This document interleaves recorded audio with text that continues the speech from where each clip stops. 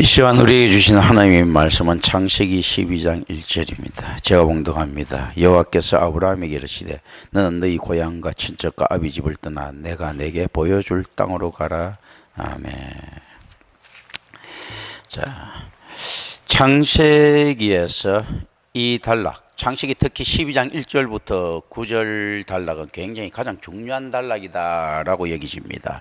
이 단락은 아브라함의 생애를 소개하며 그것을 요약하기도 하기 때문이다. 이 단락은 후대의 족장을 예견합니다. 더 나아가 가나안 땅을 상속할 위대한 민족인 이스라엘 민족과 거룩한 왕국을 이끈 다윗 왕조를 예견하고 있습니다. 또한 이 단락은 세상의 모든 족속에게 복을 가져올 하나님의 개입을 고지합니다. 그리고 태고사를 회상하고 있습니다. 지금까지의 세계사는 에덴으로부터 홍수를 지나 바벨에 이르기까지 하나님의 심판으로 점철되어 있습니다. 그러나 아브라함으로 인하여 세상의 모든 민족이 복을 받게 될 것이다. 이것은 이스라엘의 선민사상을 넘어서는 축복입니다. 그런데 이스라엘의 선민사상은 하나님의 축복을 이스라엘로 한정시키고 상당 부분 제한시킨 부분들이 있습니다. 그렇기 때문에 이들의 타락은 필연적으로 예견되어 있다. 은사의 힘이 이스라엘이라고 하는 땅에 묻어버리면요, 부패합니다. 우리가 한 달란트 받은 자가 땅에 묻었다고 했죠. 이스라엘도 보십시오. 하나님의 선민사상이라고 하는 여기에 그 만민에 대한 축복이라는 은사를 묻어버렸어요. 이제 이런 개념들 이제 생각하고 갑니다. 아브라함의 소명은 1절부터 3절에 진술되어 있습니다. 4절부터 9절은 그의 순종에 대해서 말합니다. 하나님의 말씀은 1절의 명령과 실로 명령 그 자체 안에 땅에 대한 함축적인 약속이 들어있다. 또 이러한 간접적이지만 아주 의도적인 방식으로 아브라함의 신학적 의의가 강조된다는 것을 우리는 알아야 됩니다. 사람들의 눈에는 그가 땅을 소유하지 않은 유랑자처럼 보이지만 하나님의 부르심과 그의 순종적인 응답은 아브라함의 일대기에 창세기 기자의 상상력조차 능가하는 영속적인 의미가 부여되고 있습니다. 창세기 기자, 모세가 됐든 누구든지 이거 상상력을 조차 능가하는 영속적인 의의가 부여되어 있다. 그래서 실제 모세오경은 모세보다 누가 더 잘 알아야 됩니까? 우리가 더 잘 알아야 됩니다. 바울 서신에 대해서도요, 바울보다 김경천 목사가 더 잘 알아야 돼요. 그 영속적인 의미들. 그리고 누가복음이나 사도행전에 대해서는요, 누가보다 우리가 더 잘 알아야 되는 겁니다. 이스라엘은 가나안 땅의 정복과 다윗 왕조의 확립을 예시하는 것입니다. 그러나 그것만이 이러한 약속들의 범위가 아니다.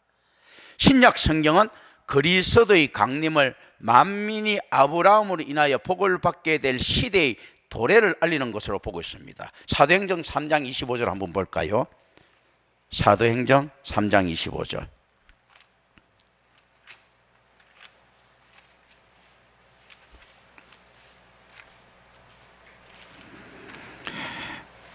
제가 봉독합니다. 너희는 선지자들이 자손이요. 지금 신약시대 때죠. 또 하나님이 너희 조상과 더불어 세우신 언약의 자손이라. 아브라함에게 이르시기를 땅의 모든 족속이 너희 씨로 말미암아 복을 받으리라 하셨더니, 이 연속성을 가지고 있는 거죠. 신약 성경은 어떻게 보고 있습니까? 그리스도의 강림, 그 아브라함의 씨죠, 그죠? 이제 이걸 이렇게 보고 있다라는 것을 우리 이제 1차적으로 좀 생각합니다. 그리고 이제 1절을 봅니다. 여호와께서 아브라함에게 이르시되라는 말은 앞으로 아브라함이 맞이하게 될 새로운 발전에 대한 제시와 더불어 아브라함의 신혼과 상황에 대한 어느 정도의 지식을 전제하고 있습니다. 비록 데라가 그의 일족을 하란까지 이끌고 갔지만 여호와께서는 아브라함에게 언약을 처음 제안하시며 선택을 요구하십니다. 누가 일족을 하란까지 이끌어갑니까? 데라가. 그래서 아브라함이 그동안 하나님의 신탁을 상당히 받았고, 데라가 갈대아 우르 지방에서 하란까지 아브라함을 돕기 위해서 갔을 것이다 라고 실질적으로 이제 저는 추정합니다. 왜냐하면 똑같이 하란과 우르는 똑같은 달신 숭배 지역이에요. 한 곳은 달신 난나 숭배 지역이고 한 곳은 달신 신 숭배 지역이에요. 똑같은 이름입니다. 그러니까 같은 현대 그 같은 이름들이 좀 있죠. 비너스의 개념이 아프로디테에서 나타나듯이 이런 식으로 달신 난나와 달신 신 달라서 그렇지 똑같은 수메리안 문명들입니다. 그래서 실제 아브라함이 테라의 유산은 잊지 못했을 것이다. 왜냐하면 아브라함이 지금 어디로 가려고 합니까? 메소포타미아 땅으로 들어가면서 어떤 것을 하려고 합니까? 테라의 유전을 끊으려고 하는 거죠. 하나님께서 본토 아비 집을 떠나라, 자기 아버지의 유전을 끊으라는 이야기거든요. 그런데 그 테라는 상당한 영향력이 있는 인물이다. 아브라함 이름만 봐도 알 수 있죠. 네 아비처럼 높아져라는 것. 자기 아버지가 굉장히 가장 높은 지위에 있었던 사람이란 말입니다. 그러니까 테라가 하란으로 따라갔다는 것은 어떤 겁니까? 자, 우르에서 사업을 하지 않았기 때문에 자기 아비의 그 이익을 봉지 않았던 모형론적인 모습들을 가지고 있고요. 하란 여전히 테라의 영향력 아래에 있는 지역이지만 다른 지역이죠. 똑같은 달신 숭배 지역이지만 형태가 다른 부분들이 있었을 것이란 말이죠. 그럴 때 테라가 있는 것만 하더라도 아브라함은 돈을 벌 수 있는 거예요. 그런데 테라의 유산을 받으면 어떻게 됩니까? 테라의 유산을 받는 순간에 유대인들의 기준에서는 그 가업을 이어야 되죠. 자, 이게 어디에서 우리가 또 이걸 갖다 확장시켜 생각해야 되는가? 왜 이들이 어부들이 예수님을 따를 때 그 배를 버리고 가느냐? 사실은 그 배 팔아가지고 이렇게 가야 되는데 그 배를 받는 순간에 그 아버지의 가업을 이어야 됩니다. 그 가업에 대한 단절이거든요. 그 상속받지 않겠다는 거. 상속을 받으면 상속에 대한 의무나 책임이 주어진다는 겁니다. 요즘 애들이야 그냥 부모 거 주는 건 지 거고 그 받은 의무 같은 건 생각은 안 하죠. 부모의 의무 이런 거 이어야 되는. 일본 사람들은 이런 거 있죠. 진짜 대기업 임원을 하다가도 300년 먹은 우동집에 자기 부친들하고 장남은 내려와서 그 우동집을 가업을 계승하는 이런 것 있지 않습니까? 이런 형태가 이제 지금 이 안에 원래 그대로부터 있었던 관습들이에요. 실제 아브라함은 이제 요 가업을 이어야 될 요 권한과 책임 같은 것도 있는데, 그런데 아브라함이 자기 아버지 테라에 아마 상속을 받지 않는다는 개념들. 그래서 아브라함이 그런데 어떻게 내려가는가 했을 때, 그래도 테라 가문 같고 아브라함 가문 같으면 뼈대 있는 집안인데 그냥 내려갈 수는 없지 않습니까? 종을 데리고 내려와야지 거지처럼 내려올 수는 없는 거거든요. 그러니까 어떤 이야기를 하는가 하면, 돈을 벌 수 있는 터전을 테라가 하란으로 설며시 끌고 이스라엘을 내려오니까 어떻습니까? 아브라함이 하는 것마다 테라의 얼굴을 봐서 다 잘 됐겠죠. 돈을 벌 수 있게 된 거예요. 그래서 아브라함이 이게 이렇게 어떻게 되어 있습니까? 여기 보면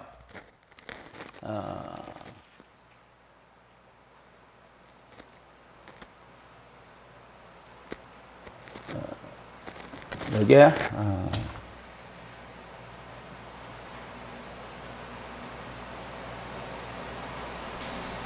아브라함이 그의 아내 사레와 조카 롯과 하란에서 모은 모든 소유 얻은 사람들을 이끌고 가나안 땅으로 가려고 할 때, 이게 하란 우리에서 얻은 소유가 아니고 그 하란에서 얻는 거. 5절 보면요, 이 하란에서 얻는 소유를 가지고 이렇게 가는 거예요. 이 사실은 어떻게 보면 그 짜고 치는 고스톱이죠. 만약에 아브라함이 테라의 후손이 아니었다 할 것 같으면, 테라의 자식이 아니었다 할 것 같으면 하란에서 어떻게 이렇게 크게 이렇게 모을 수 있었겠습니까? 많은 종들도 이끌고 있지 않습니까? 이렇게 떡 살림을 한 미천을 갖다가 하고 조카까지도 혹해갖고 따라올 정도로 지금 재산을 모으고 있는 거죠. 그죠? 가지고 이제 갈 때 이거는 이제 그 대신 이거는 아브라함이 버는 거죠. 그죠?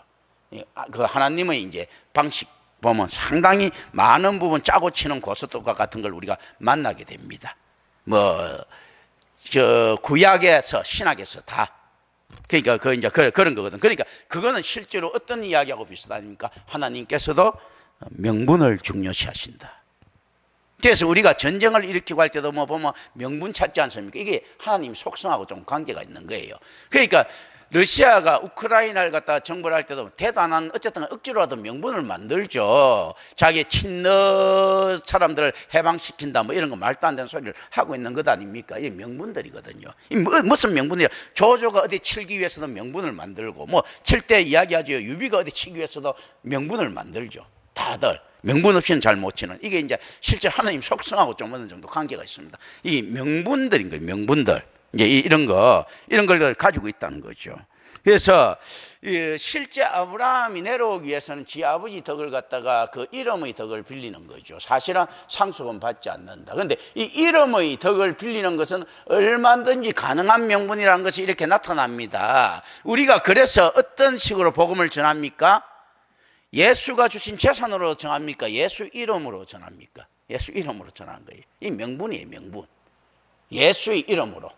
이제 이렇게 전하는 거예요. 이름으로 전하는 거는 뭔가 모르지만 뭔가 그거 좀 상속하고 조금 이제 더 다른 개념들이 있지 않습니까? 그리고 자기 신앙처럼 이야기하는. 우리 목사님 훌륭하셔. 뭐 우리 그 사도 훌륭하셔 하는 있지 않습니까? 예수 이름으로 전하는데 이렇게 나타나는 것도 자기 것처럼 되는 이런 부분들이 있죠. 이름으로 전했으니까.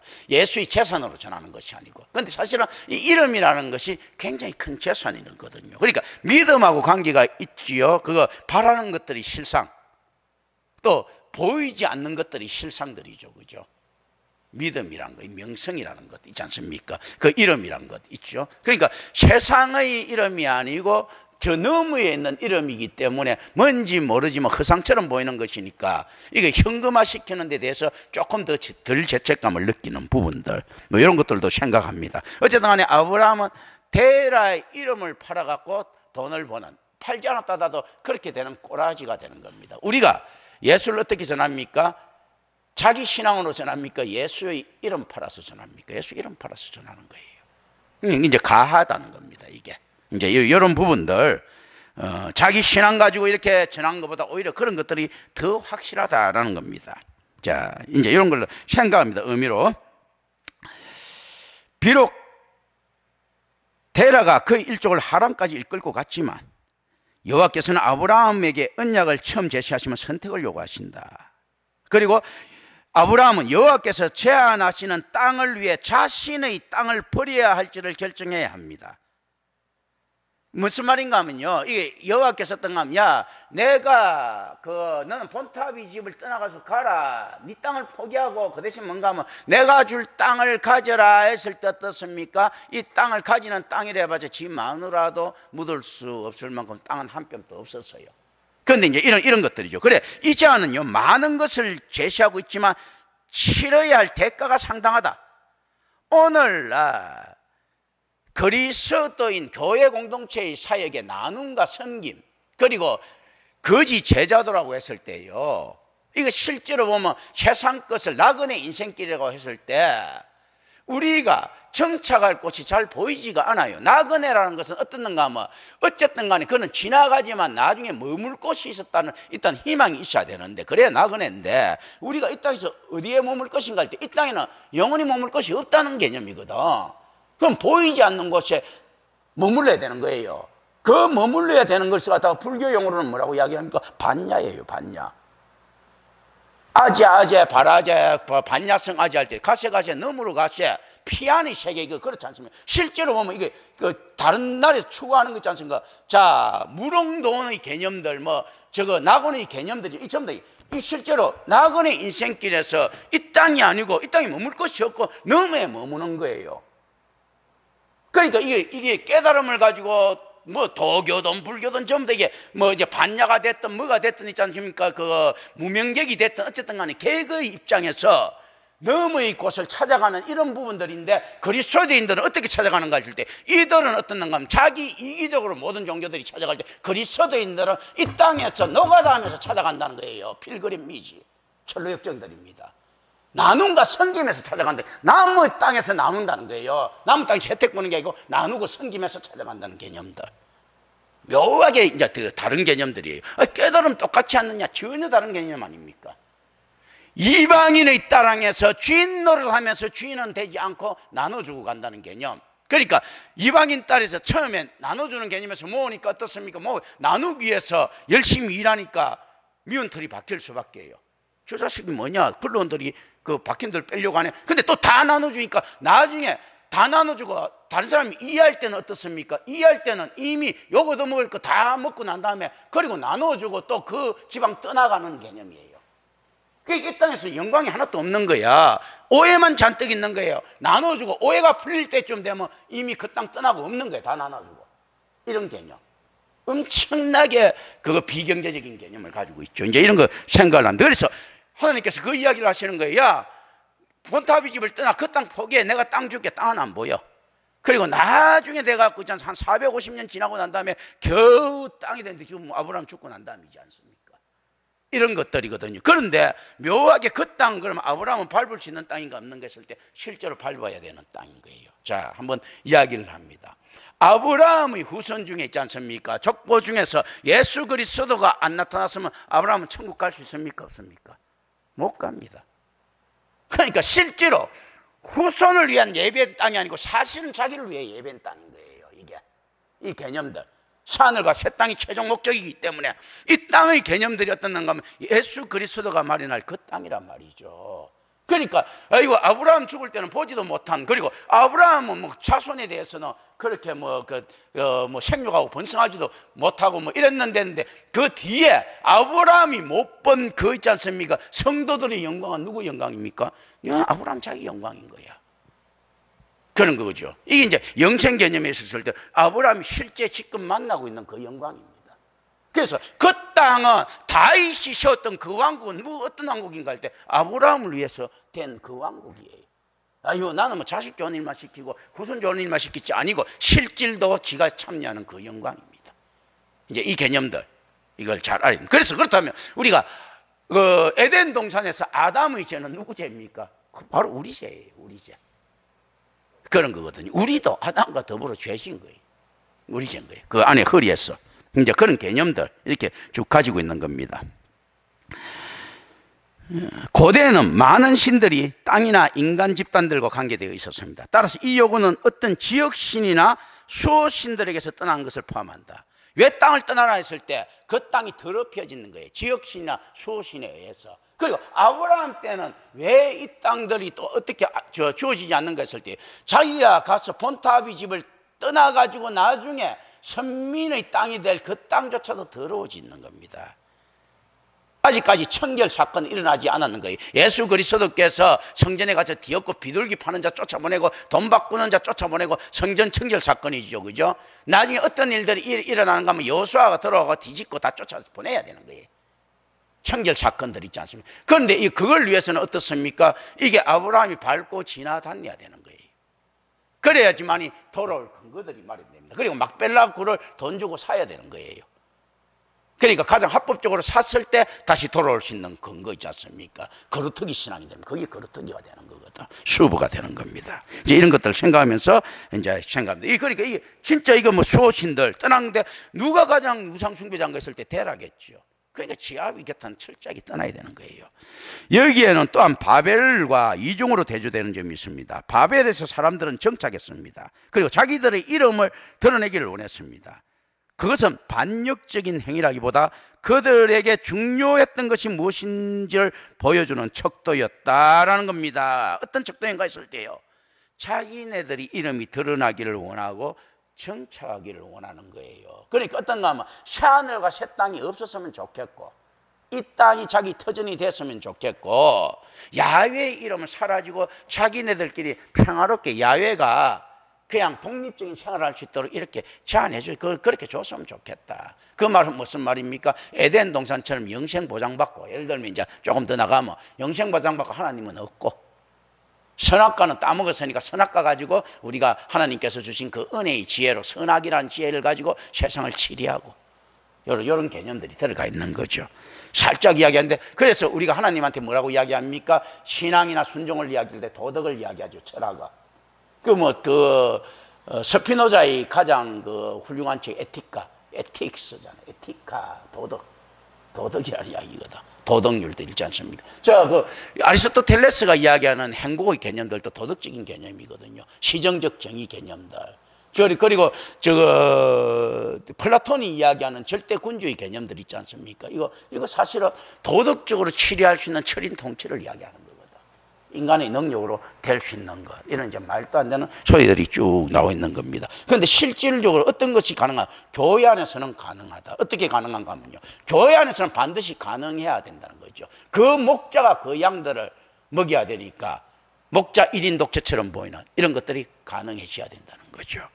그런데 그러기 위해서는 어떤가 하면 사랑이 있어야 된다. 무슨 사랑이 있어야 되는가 하면 카리타스의 사랑이 있어야 되는데, 카리타스 사랑 안에는 무엇이 포함되어 있습니까? 에로서적인 것.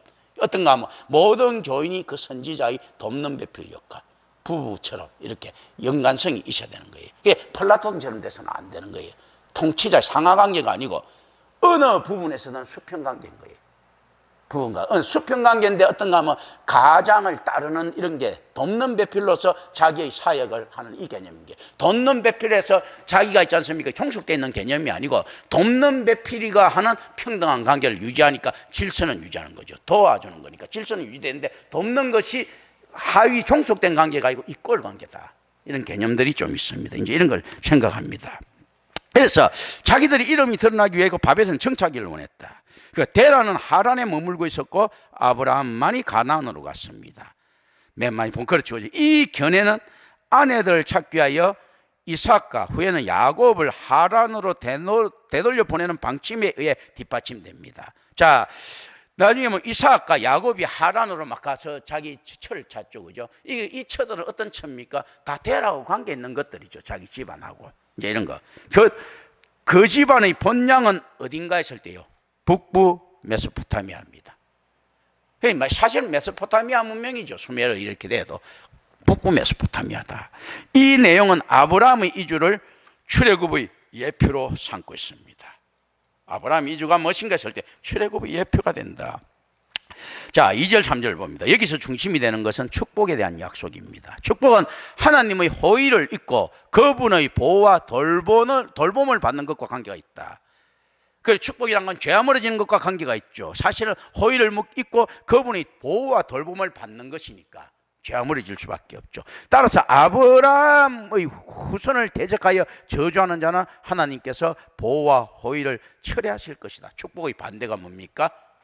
이 저주의 개념이, 자, 하나님의 축복을 받은 자가 대적했을 때 거기 해당되는 상황들이에요. 자, 임마누엘 교회가 올바른 교회라고 하면요, 자, 김경천 목사가 그 안에 아브라함의 역할처럼 서 있다고 하면 어떻습니까? 임마누엘 교회를 보고도 반응하지 못하고 있지요. 거기서 대적하는 자가 있다면요, 그 사람은 그 자체로 저주를 받은 거예요.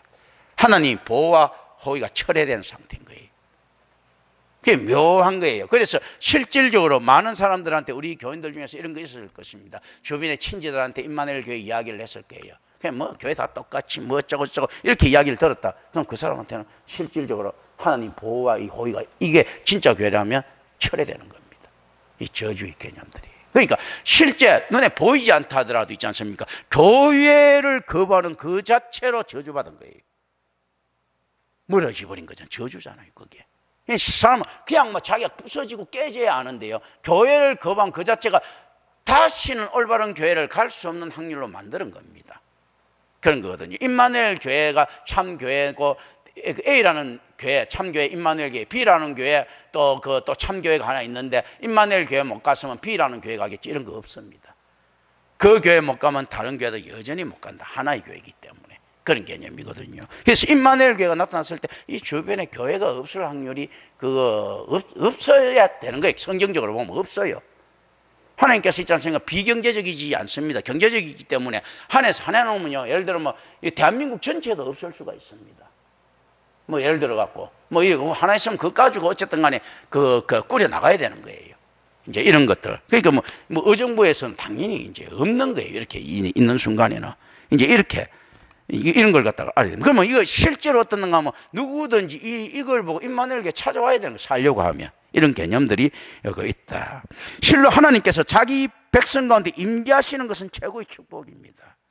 하나님께서 양다리 걸치고 있지 않거든요. 하나님이 전지전능 전제를 가지고, 하나님이 전제 편재성을 가지고 있지 않습니까? 온 그거 안에서 뭐 귀신처럼 있지 않습니까? 막 이렇게 공간 이동하면서 서 있을 것이다, 이렇게 생각하면 안 됩니다. 하나님이 은혜가 집중된 성막이라는 개념이 있거든요. 그 광야 한가운데서도 언제나 하나님의 은혜는 어디에 임했는가, 그 성막이거든요. 자, 이스라엘 전체에서 있지 않습니까? 하나님이 음성이 어디에 임했는가 하면 세례 요한이 서 있었던 그 유대 광야에 임한 거예요. 이거 그 의미들은 어떻습니까? 황량하고 들을 수도 없고 찾을 수도 없고 사람이 안 올 것 같던 그곳에 임해 있는 거예요. 그러면 살려고 하면 그곳에 찾아와야 되는 거예요. 그리고 놀랍게도 어떻습니까? 그 무지한 이스라엘 사람들이 세례요한 목소리를 들으러 오지 않습니까? 유대 광야에 하나님 목소리가 떨어졌는데, 그리고 회개하라 천국이 가까웠느니라는데 들으러 온단 말이죠. 그런 개념들이에요. 어디든지. 그러면 임마누엘 교회가 어딘가 하면 알래스카 오지에 있다 하더라도 와야 되는 거예요. 살려고 하면 그 교회 하나밖에 없다면 그 목소리가 들린다는 겁니다. 유대 광야에서도 이스라엘 전체에서 들려고 바리새인, 사두개인, 서기관들까지 듣고 올 정도인데, 이제 이런 개념들이 있다는 겁니다. 실제 다른 어떤 게 있더라도 성경이 주장하는 것들은 그런 것들이죠. 본문에서 아브라함에게 약속된 민족을 이끌고 이름을 창대히 하고 하나님의 보호와 축복에 대한 네 가지 약속의 배후에는 2절 3절에요 왕의 이데올로기가 반영되어 나타나고 있습니다. 자, 아브라함이 약속됩니다. 이 민족 이루고 이름을 창대히 하고 하나님의 보호와 축복에 대한 네 가지 약속의 배후에는 뭔가 하면 왕의 아이디올로지, 왕의 이데올로기가 나타나고 있다. 즉 아브라함이 여기서 받은 약속들은 특별히 동양의 많은 군주들이 바라던 것들입니다. 이때 큰 민족을 이룰 것이라는 약속의 내용은 모세의 자손이 큰 나라가 되리라는 구절과 평행을 이루고 있습니다. 출애굽 32장 10절에서 그 나오듯이, 따라서 아브라함에 대한 바로 이 첫 번째 약속은 그에게 한 하나님 약속 전체를 요약하는 겁니다. 이 군주들이 바라는 것들이거든요. 왕국에 대한 개념들입니다. 자, 그리고 실질적으로 그래서 교회 안에서는 어떤 이야기를 합니까? 하나님의 나라의 백성이 있는 곳이라고 이야기하죠. 이제 실제로 국가의 개념들이 나타나는 부분들이죠. 그리고 4절을 봅니다. 여기에서는 아브라함의 순종이 강조되고 있습니다. 아브라함은 75세에 하란을 떠났습니다. 이것은 데라가 죽기 60년 전에 그가 하란을 떠났음을 알려주고 있습니다. 데라가 죽기 60년 전에 그가 하란을 떠났다. 따라서 이 말은 아브라함이 하나님의 부르심을 가족에 대한 의무보다 중히 여겼음을 나타내고 있습니다. 아비가 살아있는데도 불구하고 떠나가는 거예요. 지금 성경은 나중에 아브라함에게 이삭을 요구함으로써 이 사실을 상기시킵니다. 자, 아브라함은 어떻습니까? 자기 아버지가 살아있는데도 불구하고, 그리고 자기 아버지가 굉장히 안에서 그 저명인사하고 이혼가치도 많은데도 불구하고 떠나옵니다. 이게 되면, 그리고 자기 이삭, 그런 거 아비에게 가면 그러나 지 자식도 죽이려니까 죽이려고 했어요. 이삭. 더 이제 성경은 상기시키는 거예요. 아비뿐만 아니고 이삭, 그것도 외동이지 않습니까? 자기한테는 실질적으로는 아들 하는데 그것까지도 이제 죽임으로써 있지 않습니까? 안에서 그 순종을 상기시키고 있습니다. 아비뿐만 아니고 이혼 가치가 많은 아들까지도, 그거 아니면 자기 재산 그 다른 놈한테 다 음한 놈한테 줘야 되는데 이까지도 이제 이렇게. 그리고 그 다음부터 아브라함이 또 이삭을 낳을 수 있는 나이도 지났지 않습니까? 100세가 넘어버렸으니까. 그런데도 이렇게 죽이는, 이런 이제 죽이려고 하는 이런 모습들을 갖다 떡 보여주고 있습니다. 얼마나 신앙이란 건 냉정한가. 부모 자식 없습니다. 이걸 죽였을 때 참 사랑이 이루어지는 겁니다. 그리고 실질적으로 자기가 떠나야지만 데라가 그나마 희망이 있는 거예요. 자기라도 신앙 가져야지 지 아들이 믿었던 신에 대해서 아버지가 생각할 것 아니야. 그리고 이삭이 만약에 나중에 악한 일을 하는 것보다 지금 죽어가 천국 가는 게 훨씬 나은 겁니다. 더 참사랑인 거지. 이제 이런 개념들.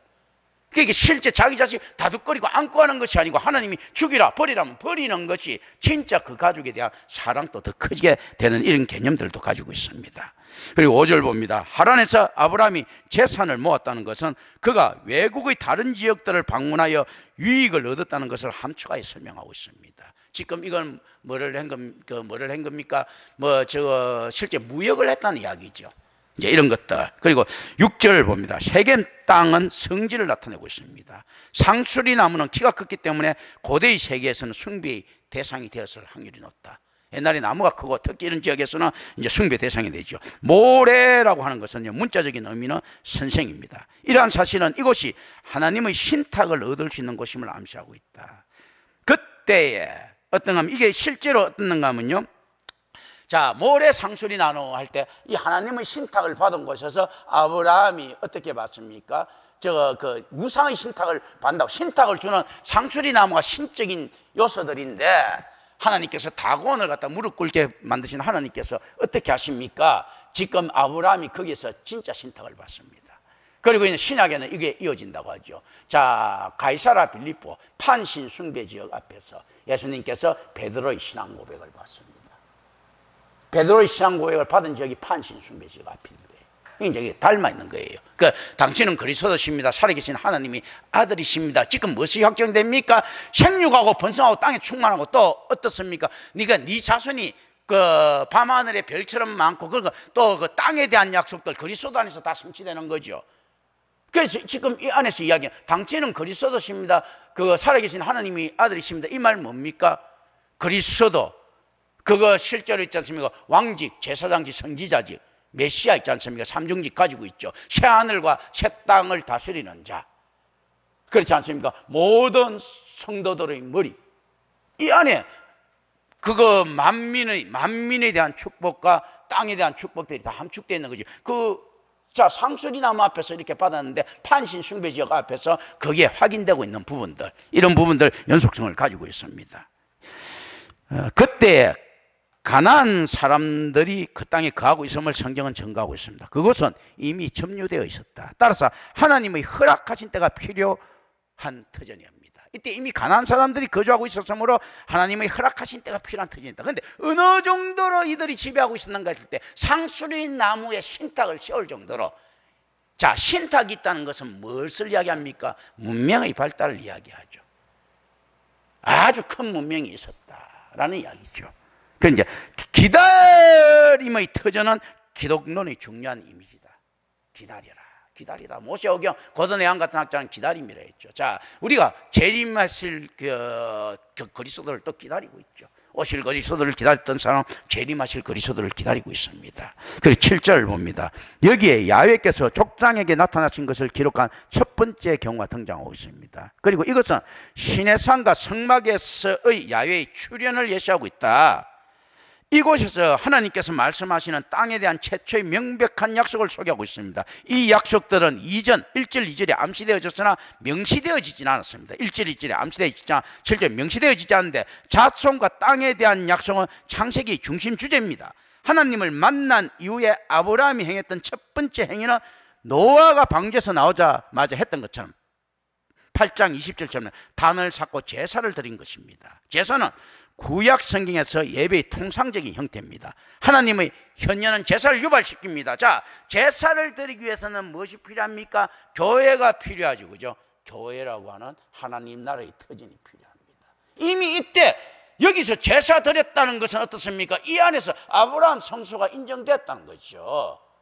그러니까 이 안에서 교회의 터전을 인정받았기 때문에 이게 이미 또다시 이제 도를 터전이 되는 거예요. 여기서 딱 산 거. 그러니까 어떻는가 하면 알밖에 하는 겁니다. 왜 노아가, 자, 음입니다. 노아가 먼저 제사 드리는가? 순종으로 제사 드렸지만 제사 드려야 집당되거든. 침발라 넣는 거예요. 딱. 아브라함 딱 제사 하나님 현년 받자. 땡큐 베리 마치 하면서 제사 딱 드린 거예요. 이건 내 땅이라는 이야기죠. 지금 보이지 않지만 내 땅이라는 이야기입니다. 하나님께서. 근데 제사 받아버리셨잖아. 그러면 어떻습니까? 이게 교회라는 이야기잖아요. 예배당이 됐잖아요. 그 예배당에서 자기가 제사를 지냈잖아, 제사장처럼. 그럼 누구 땅입니까? 바로 그 교회, 아브라함이 제사 지낸 그 땅인 거예요. 그러니까 얼른 하나님이 나타났을 때 땡큐 하면서 감사합니다 하고 탁 제사 드리면 그 자기 터전되는 겁니다. 하나님께서 받으셨을 때 그런 거거든요. 자기 터전되는 거예요. 땅이고 딱 그 등기하는 방법이에요. 등기. 딱 자기 앞으로 등기를 딱 시키는 거예요. 하나님께서 뭐 약속 어길 리가 없거든. 딱 빼도 박도 못 하시는 거지. 이제 단을 쌓는 것과 제사를 드리는 것은 모두 약속에 대한 믿음의 표현입니다. 그래, 하나님에 대한 예배는 필수적인 요소입니다. 그러니까 장소가 없으면 예배를 드릴 수 없지 않습니까? 그러니까 야곱이 베델에 단을 쌓고 딱 이렇게 하는 거죠. 그리고 이 땅에 성소 짓는다고 딱 이야기하는 거죠. 하나님 오시면 하나님께서 무사히 오게 해주시면 하나님께서 야훼께서 내 하나님 되실 것이며, 그리고 여기에 성소를 지을 것이며 하나님 주신 것 중에 10분의 1을 바치겠습니다. 그걸로 이야기하면 뭐라고요? 돈 10분의 1 재산 많이 주면 10분의 1만 가지고도요 여기 성소 지을 수 있도록 해주십시오. 이 이야기 아닙니까? 얼마나 계산이 빠른 인간입니까? 10분의 1만 가지고도 이 베델이라는 곳에 성전 지을 수 있도록 해라면 나머지 10분의 9는 얼마나 많다는 이야기야. 그리고 성전을 지으니까 하나님이 되시겠다는 이야기 아닙니까? 그러니까 성전 안에서 성전 없이 어떻게 우리가 예배 드립니까? 하나님이라고 어떻게 이야기를 하겠습니까? 이 개념들이거든요. 교회밖에 구원 없다는 이야기죠. 교회가 없이는 하나님을 부를 수 없다는 이야기입니다. 지금 야곱이 그 고백을 하는 거예요, 지금. 그리고 바울도 똑같은 이야기들을 하고 있는 거예요. 교회밖에 구원이 없다고 있지 않습니까? 그래, 켈빈도 똑같은 이야기를 하고 있는 거고. 그렇지 않습니까? 성전을 지어야 하나님을 부를 것 아닙니까? 이거죠. 그래서 성전 짓기 위해서 돈 좀 있어야 되지 않겠습니까? 이거죠. 돈 좀인데 성전을 갖다 내 전 재산 갖고 성전 짓겠습니다. 이 소리 안 하고요. 10분의 1 갖고 짓겠습니다. 이 짓 하고 있잖아. 얼마나 그 현명한 이야기입니까? 이제 이런 개념다.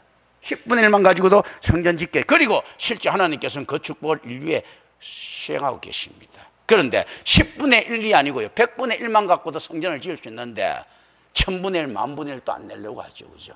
올바른 교회는 그 만분의 1, 10만분의 1, 1억분의 1 단 그거 받지를 못합니다. 임마누엘 교회가 진짜 교회를 같으면요. 세상에서는 1조분의 1만 내도 임마누엘 교회는 부흥할 거예요. 그렇지 않습니까? 이제 이런 개념들. 어쨌든 10분의 1이라는 건 엄청난 이제 성전에 대한 그 헌신에서 10분의 1은 엄청난 개념이다. 인류는 이렇게 해야 되는 거거든요. 8절 봅니다. 아브라함은 계곡에 위치해 있는 세계를 떠나서 베델 동성 땅으로 올라갔습니다. 베델의 고대 이름은 루스입니다. 루스가요. 그래서 아브라함이 이곳에서 여호와 이름을 불렀다는 것은 그가 정식으로 예배를 드렸다는 것이고요. 고대 이름 루스인데 베델이라고 했다는 걸 가지고 이제 이렇게 이야기하죠. 야 봐라, 이거 아브라함 시대 때 적은 이야기가 아니다. 이건 왕조 시대 때 적은 거다. 최소한 이렇게 이야기를 하는데 그 이야기죠. 아브라함 시절 모세 시대 때 적은 이야기가 아니다. 이렇게 모세 시대 때는 어떻습니까? 그 글자가 세 발 네 발 갖다가 적었을 것 아닙니까? 무슨 상용문자가 됐든 뭐가 됐든 간에 성경 하나 적으려고 하면 온 산을 갖다가 다 그거 세 발가락 그리도 힘들 거예요. 그러니까 실질적으로 성문서라는 거 그 옛날 고대 언어로 막 적었을 때 온 그 산 하나 아마 다 적었을 거예요. 그죠? 그게 어떻게 됩니까? 이 정리가 됐을 것이다. 우리도. 그게 이제 고대, 그러니까 고대에서 왕조 시대 때 정리가 되면 모세가 적어놓은 것을 토대로 정리를 시켰을 것이다. 우리 이제 이렇게 이야기를 하는 겁니다. 그래, 그 왕조 시대 때 적었다 하더라도 모세가 안 적은 것이 아니고 모세가 적은 걸 갖다가 정리시켰을 것이다. 뭐 이런 거 있죠. 이제 이렇게 생각해요. 그게 이제 루스다.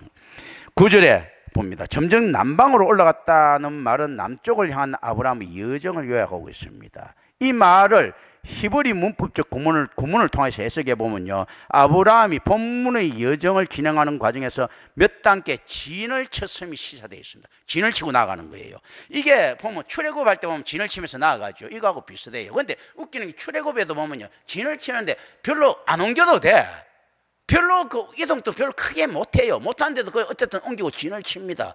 그런데 이제 그걸 옮겨야지만이 또 이제 그 물러오는 뭐 반석도 나오고 이렇게 해요. 희한하게. 하여튼 이제 이런 그러니까 어쨌든 간에 진을 치는 이 모습들이 출애굽 때 이동하는 모습들하고 닮아 있습니다. 옮겨가다라는 어근은 이스라엘이 광야를 유랑할 때 특히 자주 사용되었던 용어입니다. 따라서 이 용어가 아브라함이 이스라엘의 유랑과 밀접한 관계가 있는 지역인 네겝에 이르렀을 때 소개되었다는 것은 우연의 일치가 아니다. 이게 이제 모세가 지금 적지 않습니까? 그러니까 지금 모세는 지금 어떤 이야기를 합니까? 이 네겝 지역, 네겝 문자적으로 마른 땅이에요. 이 네겝 지역에 이르렀을 때 소개되는데 이거는 무슨 이야기면 지금 우리가 가고 있는 것이 누굽니까? 저거 아브라함이 가져갔던 그 여정들이라는 이야기죠. 지금 모세가 뻔뻔스럽게 어떻습니까? 이건 내 땅이라고 주장하고 있는 거죠. 저거 중국 놈들이 그 선만 꺼지면 지 땅이라고 이야기하듯이. 그렇지 않습니까? 그 발만 받으면 내 땅이고 아브라함이 다 밟아놨던 땅이다 이거죠. 그럼 우리도 이제 이야기할 수 있지. 강개토통에 대항이 밟은 땅 그 다 찾으려면 또 그 이야기할 수 있겠지. 우리 힘이 세지면 이제 그런 것들이죠. 진짜 이제 그런 이야기를 지금 하는 겁니다. 지금 그 모세가 이런 이야기를 하는 거는 이제 우리 인간적으로 이야기합니다. 왜 이런 것들이 가능할까요? 군사적으로 자신감이 있을 때 가능할까요? 없을 때 가능할까요? 지금 자신감 있는 거야. 250만이나 딱 그 쪽수가 있으니까.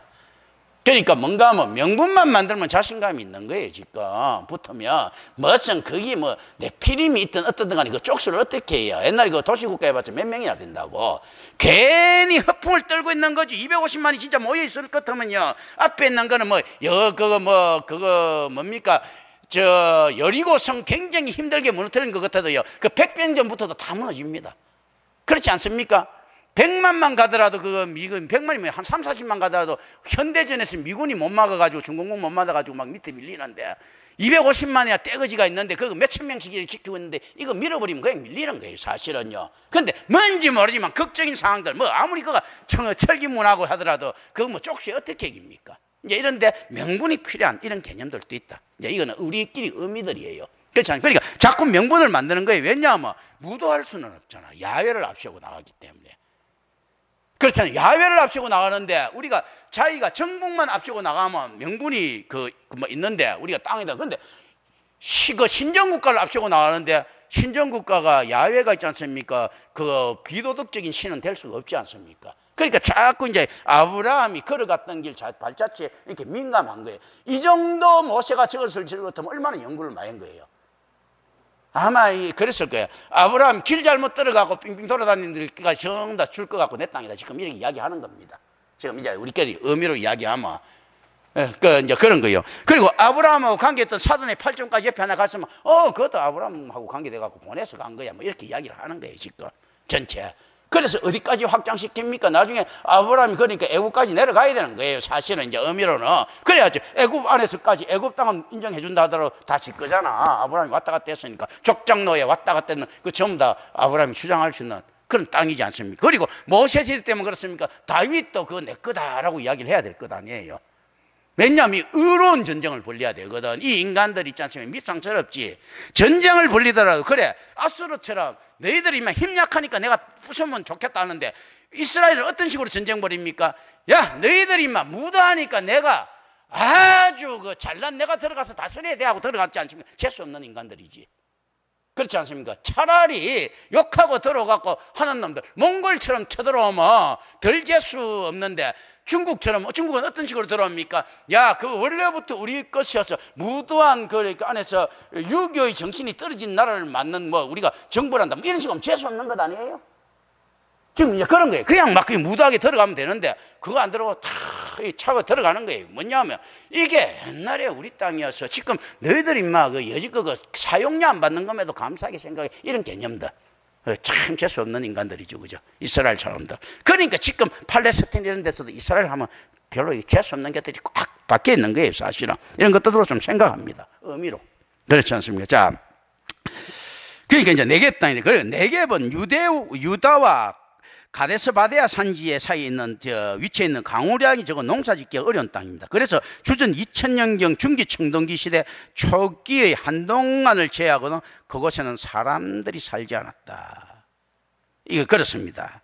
그리고 그것은 대략 가나안 남쪽 경계를 나타냅니다. 민수기 34장 3절부터 5절 보면 나오죠. 그것을 통과함으로써 아브라함이 이제 약속의 땅 문턱에 들어간 것을 성경은 말하고 있습니다. 아브라함이 여정에 하면 그 땅의 북쪽에서 남쪽 경계로 들어선 것인데요. 청동기 시대 초기 한동안을 제외하고는 그것에 사람들이 살지 않았다라는 것은 뭡니까? 이 땅에 대한 기록이 그렇게 적다는 이야기예요. 그러면 이 말은 무슨 말입니까? 모세가 우기면 무조건 되는 땅이라는 이야기입니다. 우리끼리 이야기해. 물론 단였겠죠. 이제 성경이 이야기하니까.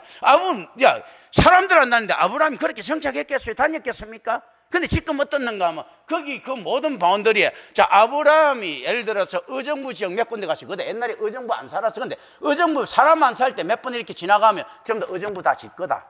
이 말하고 비슷한 것들 아닙니까? 지금 이런 개념들. 이제 이게 전쟁의 명분들이죠. 사실은 이런 것들도 있다. 그러니까 이 사람 별로 안 살고 있으니까 이거 자기 거라고 주장하기 상당히 좋은 거예요. 그리고 이 실제 요단강 건너갔을 때는 어떤 이야기를 합니까? 야, 저게 말이야 옛날에 우리가 돈 주고 산 땅이 있어. 그 헤브론 우리가 지나갈 테니까 그 땅 지나갔는데 니들이 비켜라. 이렇게 누가 비킵니까? 일본 놈들이 중국 치기 위해서 이거 한반도 지나간다 이렇게 안 비켜주니까 임진왜란 벌어지죠. 진짜 중국 치고 싶으면 왜 한반도로 지나가? 저 산동반도 쪽에는 배 타고 가면 되지. 그렇지 않습니까? 뻔인 길 볼 때는 이제 보이는 길인 거예요. 혼자 쫙 지나간다 뭐 이렇게 다 비켜달라 뭐 이렇게 이야기하면 이제 이런 개념들이 있는 거예요. 그러니까 이거 진짜 왜 이런 걸 가능한 거 했을 때 힘의 균형이 이미 이스라엘에 있기 때문에 가능한 거예요. 사실은요. 이때 사실은 그런데 우리는 이거 좋게 해석해야 됩니다. 근데 의미로 한번 보세요. 250만이나 떼거지가 와가지고 있지 않습니까? 얼마나 자신감 있었으면 또 그거 안에 가나안 땅 정벌할 때 보세요. 각 지파마다 땅 주면서 가잖아. 그 정도만 되더라도 인원이 되는 거예요. 왜냐하면 실제 수송 수단 있지 않습니까? 길어지면 오히려 보급품 하기에 불리하거든. 옛날에 성에서 봤죠. 몇 명씩이나 있어. 그러니까 한 족속들 막 나눠주면서 가도 될 정도. 그런데 12지파가 다 합하면 누가 게임이 되겠어요? 그 당시에. 그 당시에 이스라엘 사람들 광야에 있으면서 전부 다 그 전투병력 다 됐을 건데, 그 병력을 이길 수 있는 나라가 누가 있겠습니까?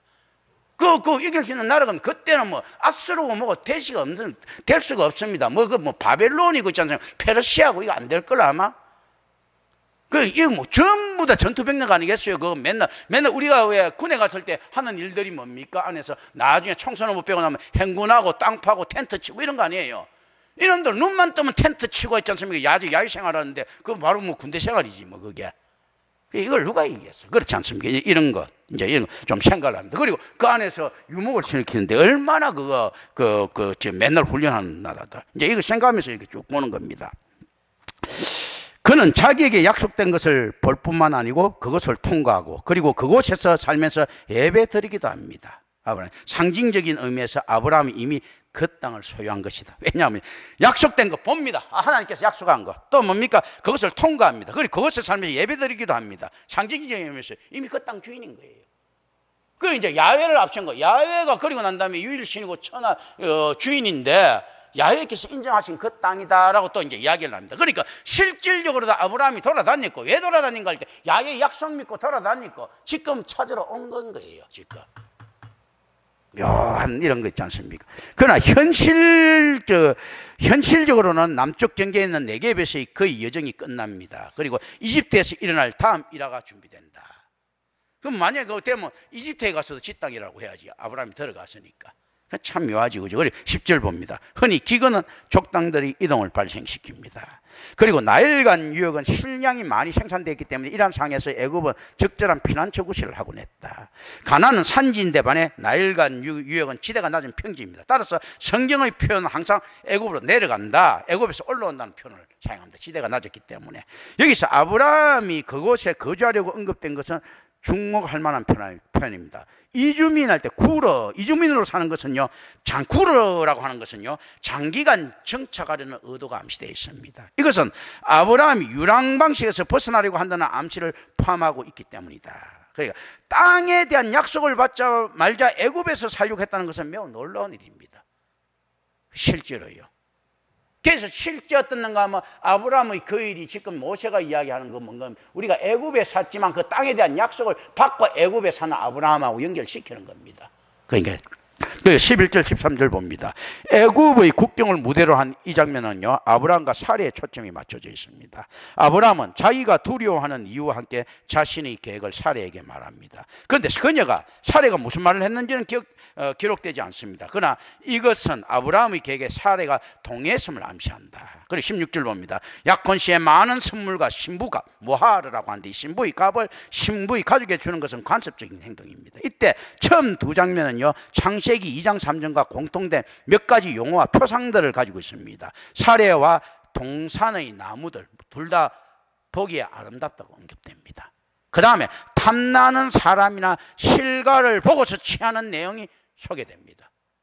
아담과 하와 있지 않습니까? 그 동산의 나무들, 그리고 그 실과 취하는, 이게 이제 거기 소개됩니다. 이 비슷해. 그 18절을 봅니다. 부르다 카라는 바로의 심각성을 직접적으로 시사하고 있습니다. 성경의 기자는 질문들로 구성된 세 번의 어찌하여라는 연속적인 비난을 사용합니다. 독자들에게 바로의 불만과 놀라움을 소개하고 있습니다. 이 질문은 하와에게 행해졌던 것입니다. 그리고 가인에게도 행해졌던 것입니다. 이방 왕들은 항상 그토록 중대한 문제에서 족장들이 솔직하지 못한 태도를 취하는 것에 충격을 받는 거예요. 이스라엘 사람들이 너무 솔직하지 못하다는 거, 이방 왕들이 충격을 받습니다. 훨씬 비윤리적인 이스라엘과 윤리적인 이방 왕이 소개됩니다. 그리고 이방 왕이 오히려 묻는, 어찌하여 하나님께서 가인이나 하와에게 묻는 그 질문을 하는 겁니다. 그런데 어떻습니까? 하나님께서 보아하신 이 사람이 옳다라고 이야기합니다. 19절에 보면 아브라함은 바로 이 질책에 반응하지 않습니다. 자신의 죄와 왕의 분노가 정당함을 인정하는 것이에요. 이거는 그 간섭상. 그런데 이 사건에서 아브라함은 국외 추방의 형벌만을 받습니다. 20절에 보면요, 보내었더라 라는 말은 전송과 배웅의 뜻을 포함하고 있습니다. 또한 추방이라는 의미도 함축하고 있습니다. 그리고 이스라엘의 출애굽을 묘사하기 위하여 가장 자주 쓰였던 동사입니다. 이스라엘 출애굽 동지를 보내었더라 할 때 바로의 주된 관심사는 그 문제를 일으킨 장본인에 대한 추방이다. 여기서 우리는 봅니다. 아브라함이 그럼 하나님 명령에 불복하고 하나님을 믿지 않고 이렇게 했다, 이렇게 볼 수는 없습니다. 아브라함은요 실제로 자식도 없고 아무것도 없었어요. 자기 와이프까지 주면서 여기 정착할 이유가 없는 사람입니다. 다시 있지 않습니까? 그리고 애굽이 아니고 수메르 문명으로 돌아가면 될 일이에요. 그런데도 수메르 문명을 돌아가지 않고 내려옵니다. 내려오고 어떤 가 하면 자기 딴은 정당성을, 이거는 의미들이에요. 내가 이제 고대의 관습에 의거해서 지금 이야기하는 겁니다. 자, 의미들은 어떤 가 하면요, 아브라함은 이 당시 족장제도니까 왕과 같은 행위를 합니다. 자, 유목시대 때 왕들은 어떻습니까? 전쟁에 져면요 자기 와이프를 그 상대방한테 뺏기는 거예요. 그리고 전쟁에 이기면 또 그 와이프를 찾아와요. 그 와이프가 임신했든 말든 상관없습니다. 그 자식은 자기 거예요. 그래서 실제 태무친의 아들 주치가 그 뺏긴 가운데 임신했다고 보고 다들 있지 않습니까? 그 태무친 씨가 아니라고 보는 거예요. 그런데도 태무친은 어떤가 하면 주치를 장남으로 인정하는 겁니다. 그건 왜냐하면 유목민국에서는 그 하나가 갖고 그 다른 몸을 더럽히가 뺏겨온 것이 아니고 애 하나 벌어온 거예요. 그런데 송나라 문명에 익숙했던 태무친 다른 아들들이 그걸 인정을 안 하는 거지, 태무친은 그걸 인정하는 거예요. 하나 벌어온 거예요, 사실은. 그 개념들이거든요. 유목민들 시가 귀했던 그런 상태에서. 그래서 실제 아브라함은 막 사례가 나중에 왔을 때 시 하나도 물고 오면 좋은 겁니다. 그 이제 실질적으로 이제 이 개념도 하나 이해하고요. 또 하나 뭔가 자, 자기 유목 전통에 따라서 자기 왕의 입장에서 이제 지금 서 있다고 생각해 봅시다. 그러면 바로에게 항복해 들어가는 모습인 거예요. 바로는 안에서 이렇게 되지만, 그러니까 그 말은 무엇인가 하면 아브라함이 애굽에 들어가가 정착해서 살 마음이 있다라도 그 안에 국가를 가지겠다는 의미예요. 바로의 의도와 관계없이. 국가를 가지려고 하면 그 왕이 패배해서 들어간 왕이니까 어떻게 뭔가 원하는 그 와이프 주는 거 당연한 거예요. 그러니까 자기는 그 의식을 가질 수도 있다. 왜? 무엇을 위해서요? 자기를 따르는 백성을 위해서, 자기 가족들. 그러니까 실제로 보면 굉장히 위대한 행동들이죠.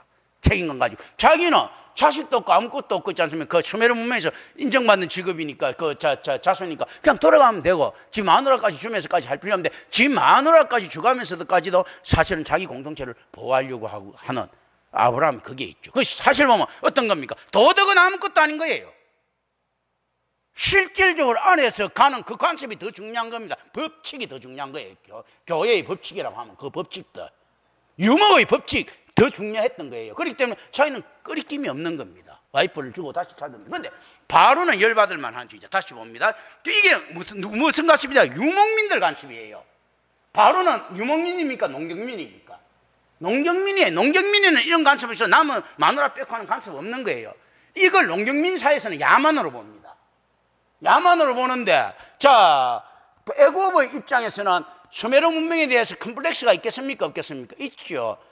문명 발상은 늦은데 자기가 세계 최고라고 걔들 잡복에 있는 나라가 애굽이거든. 최고라고. 나중에 모세가 나왔을 때는 후기 청동기 시대에도 불구하고 히타이트족 이런 건 다 철기 시대고 가나안도 철기 시대인데 애굽이 세계 최강이라고 자꾸 그 뻥치던 나라가 애굽이란 말입니다. 자기가 맨날 아수르한테 박살나고 난 다음에도 자기가 세계 최강국이라고 뻥치는 나라거든요. 로마한테 박살나기 전에도 세계 최강이라고 뻥치는 나라가 애굽이에요. 중화사상 비슷한 것들이 있단 말입니다.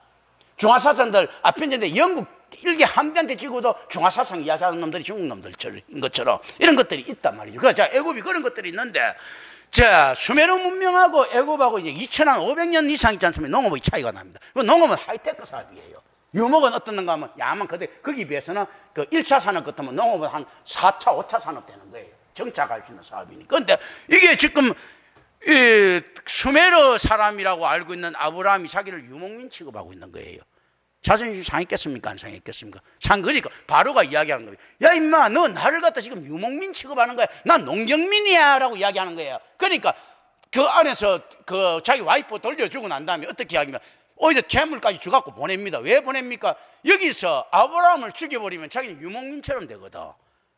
나중에 그러니까 아브라함이 가갖고 너 이거 받고 가갖고 나 농경민이라는 거 알려줘 이렇게 이야기하고 아브라함이 예스하고 나왔을 거예요. 그리고 난 다음에 농경민이라고 알려주는 거예요. 바로가 이것도 주고 화를 내더라 하면서 정인을 서주는 거죠. 이거 보면 우리 이제 의미입니다. 이 안에서 실역사로 들어가면. 그러니까 바로는 돈 주고 어떻습니까? 이 뒤통수 맞은 거지. 와이프 한 분이 잘못 가져갔다가, 근데 아마 같이 잤을 거라고 하는 것은 굉장히 기대한 설입니다, 사실은. 그건 뭐 별로 중요하지 않으니까. 그러니까 그 이제 그 어떻게 혹시 자갖고 애라도 안 생기면 아브라함 이익이고 유목 사이에서는 뭐 애는 안 생겼고. 그런데 자, 이 재산까지 가고 이제 아브라함을 보내주니까 어떻습니까? 아브라함 이야기지. 야, 바로가 내 마누라 줬더니 신경질을 빡 내면서 내 농경민 정신에 의해서 나를 쫓아내고, 그러면서도 어떤 게 하면 그거 선진국 왕답게 내한테 재물 주서 보내더라 하는 게 이 내용이에요. 그건 뭡니까? 바로한테 지금 광고비 받고 광고해 주는 거예요. 바로는 이 광고비 안 줄 수가 없는 거야. 지금 이 상태에서 아브라함을 작살내고 죽여버리면 진짜 지는 야만인이 되거든. 그렇지 않습니까? 마누라 빼들고 죽였다. 왜냐면 우리가 아예 안 뺐던데 그 아브라함이 줬다 했는데, 야, 아브라함은 죽어갖고 없고, 그럼 증명할 사람 아무지. 야, 저거 지가 짜낸 각본이지, 지가 빼들어 놓고 저렇게 하는 거야, 사례가 예뻐가지고 이렇게 이야기했을 것 아니에요. 그 아브라함까지 죽여버렸으니까, 그리고 재산까지 다 착복했다더라, 이렇게 될 것 아닙니까? 그러니까 아브라함을 살려주고 보내면 이 특성상 어떻습니까? 그 거짓말 못하니까 내가 하나님, 그러니까 하나님을 갖다 붙이는 거죠. 하나님께서 담대라는데 내가 간이 약해가 이렇게 했습니다. 그러니까 바로가 이렇게 합디다 하면서 윈윈하는 거죠. 자기는 좀 간이 약해서 행짓이 되고, 그 바로는 어떻습니까? 그만큼 그 농경민의 왕답게 품위를 지켜가 자기를 보내준 거. 그러니까 바로는 울며 겨자 묵기식으로 이렇게 줄 수밖에 없는 이런 것들이 있을 수 있다. 이제 그 가설적 구성들입니다. 생각들 이걸 갖다 합니다. 그러니까 아브라함이 얼마나 뛰어나냐는 거죠. 하나님 앞에 예예하지만 우리는 안에서 이 모든 것이 아브라함의 머리와 사례의 머리에서 나왔다 할 것 같으면요, 이거는 무슨 이야기하고 똑같습니까? 아브라함이 예예할 때 하나님한테 온갖 잔머리 다 굴리고 있는 인간이라는 이야기야. 안 그러고는 이런 순종이 없는 거예요. 그래서 진짜 순종은 어떤 자들이 하는가? 이런 천재들이 하는 거예요. 아브라함 같이 온갖 잔머리 다 굴릴 수 있는 사람이 하나님 앞에 이렇게 순종하더라는 이야기죠. 그렇다면 어떻습니까? 바울같이 있지 않습니까? 냉혹한 인간이잖아. 그 그리스도인들 죽이러 다니고 있지 않습니까? 그리고 사실은 그 가브리엘 뭡니까? 가브리엘 문화에서 어떻게 보면 이용당하는 자잖아. 피에 손 묻히도록, 손에 피 묻히도록 이렇게 그 팽당한 자인데, 바울이 그 누가 자기 수지자한테 손에 피 묻히게 만듭니까? 이스라엘 사람이.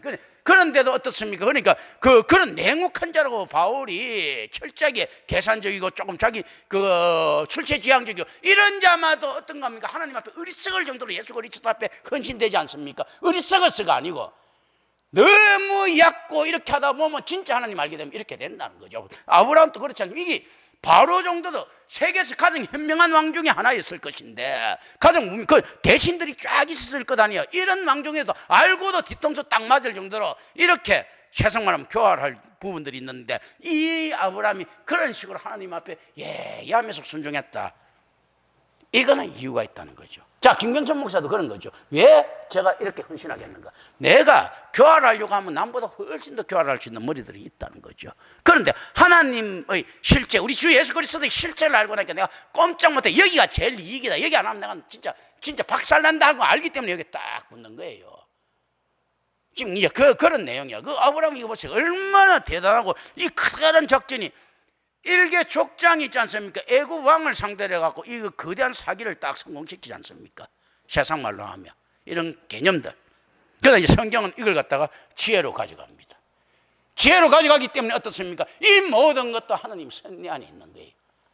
이게 하나님께서 했을 때, 그러면 하나님께서 아브라함한테 강하고 담대하라면서 자기 믿어라 했던 거 이야기들은 뭡니까?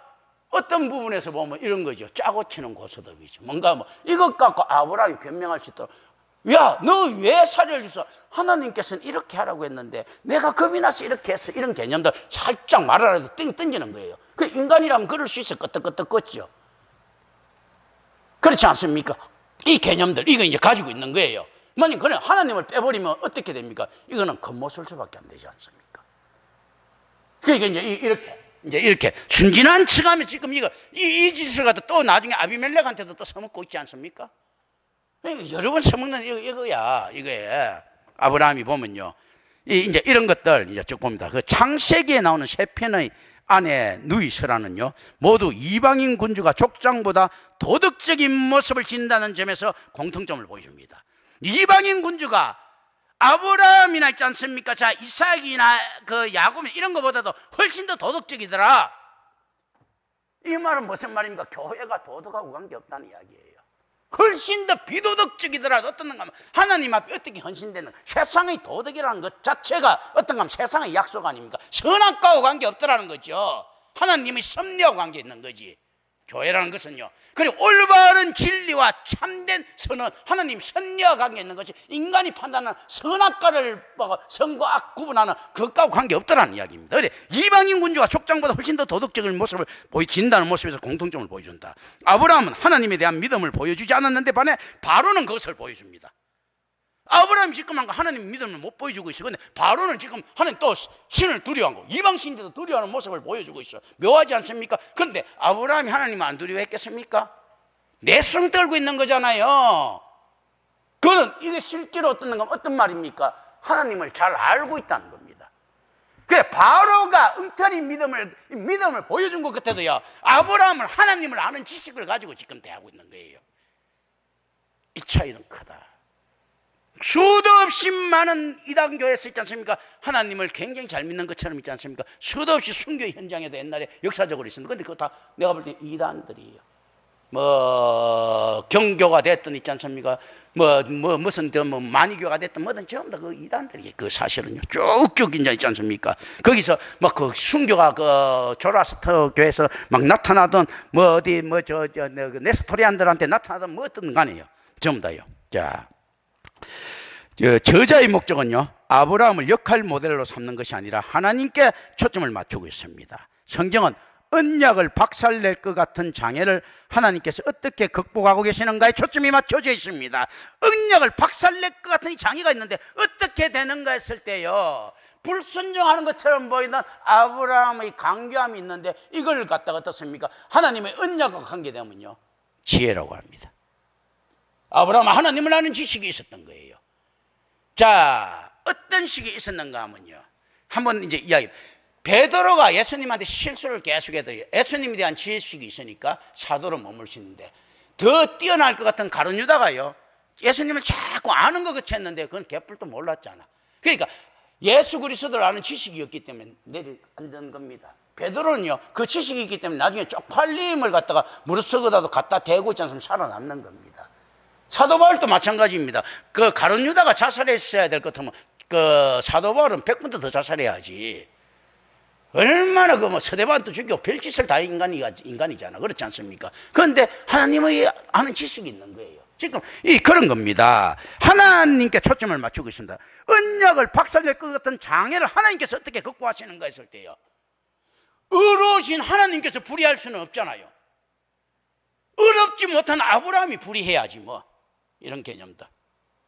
그러니까 막 갖다 써도 됩니다. 하나님께서 있지 않습니까? 김경천 목사를 저 똥통 같은 데 갖다 써갖고 있지 않습니까? 살인, 강간, 방화하는 데 써도 됩니다. 나중에 건져내갖고 그리고 구원해도 됩니다.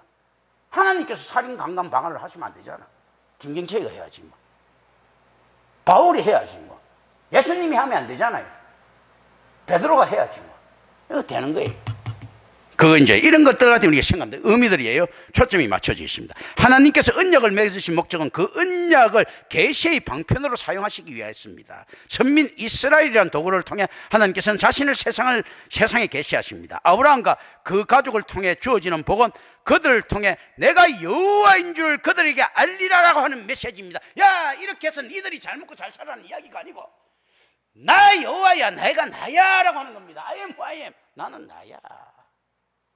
달리 이야기하면 그 아닙니까? 내가 나야, 나 몰라, 나 지금 이렇게 이야기하는 겁니다. 그리스도의 언약은 모든 국면의 성취입니다. 그리고 계시의 극치입니다. 우리의 구원을 향해 그 좋으신 그리스도, 좋으신 하나님 그리스도 인카네이션을 이야기합니까? 하나님께서 잘나심하신 극치가 그리스도일 수 있다는 겁니다.